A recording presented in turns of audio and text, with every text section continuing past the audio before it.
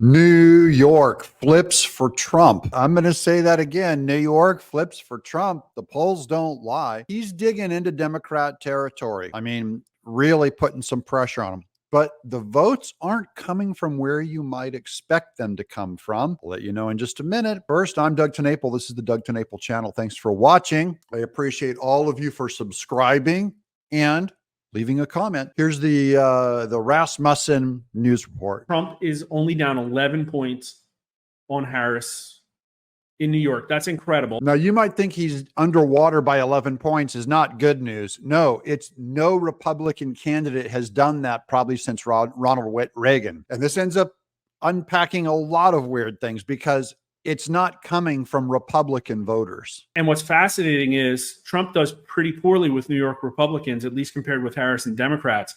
But the independent signal is going really strong for Trump by 9 points. Okay, it's the 9-point independents. Remember how we said it's the middle voters, the undecided, the independent, the people between the parties that will decide this election? This is them deciding this election. Trump has a 9-point lead over Kamala Harris, one of the largest leads that he has in the sector among independents, which will decide this election. There. Now, it may not be enough, to push him uphill in New York, but it says a lot. It says that he's probably going to do that well among a lot of independents. And these are specifically in some urban centers. This is going to be interesting, the way that Rasmussen unpacks this. The urban center independents are way more Trumpy. Hey, Trumpy, forget about it. They love him. Trump doesn't do that great in the white vote, probably because of the urban vote. But in the sample, Trump's getting 40% of the black vote in New York. That is huge. Take that home and stuff it in your pipe to all of the NBC people that say that Trump is racist and that he's bad for blacks. 40% of the black vote in New York is insane. To be up by those numbers is insane. That is, New York is pushing to Trump. By the way, this is going to help Trump among independents across the United States. It's almost certain, by the way, that this is almost all Alvin Bragg's doing. Alvin Bragg backfire. That is, Alvin Bragg, Juan Merchan, and Letitia James did this. In the Trump trials, which were very New York centered, New Yorkers were watching and they didn't like what they see. They saw the Democrats as ruining their town. And Harris is getting a Hispanic vote. Again, a smaller sample. We couldn't do everything with weighting. And 18 to 39-year-olds are breaking Harris by 13 points.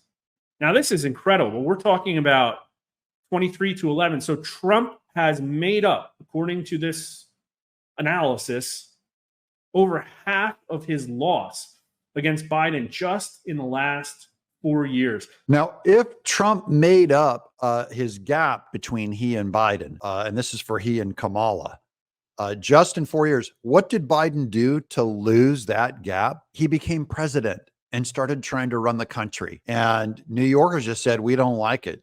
So all Trump had to do to win this was allow Democrats to immolate themselves, to self-destruct on their overreach, their lawfare, their terrible policies, the southern border.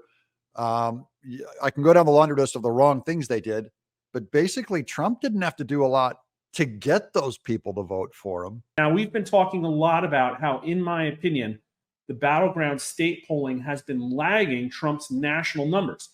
And one take on that, and I think there's some truth to it, is that all of the state polling is still leaning somewhat left. So it's the polling themselves, how much points they give to Democrats at the start. What kind of a lead do they give them at the start? It's made somehow to counter not bias, but they're weighted polls. And so they could be overweighting for Democrats. I think there's also an aspect of, in the battleground states, that's where most of the Democrat advertising dollars are going.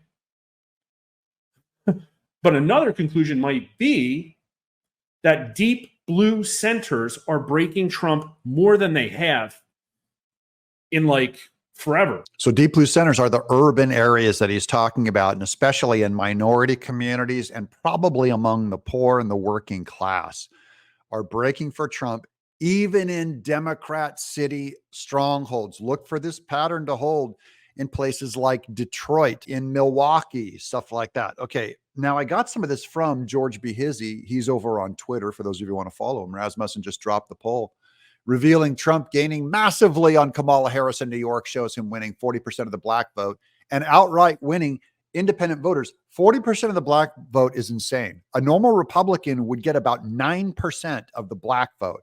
Trump's getting 40%. That's like an increase fourfold. That's insane. Okay. And then here's more good news, which I found. I'm just throwing this on at the end here for a bonus round on the flip. New Florida Hispanic votes poll. Trump for Hispanics, 48% to Harris, 41%. He's exploding among the Hispanics there in Florida. Cuban Americans, Trump, 61%. Harris, just 28%. That's a massive blowout because Cubans actually know what it's like to come from a communist area. They know what the Democrats and Kamala Harris are doing.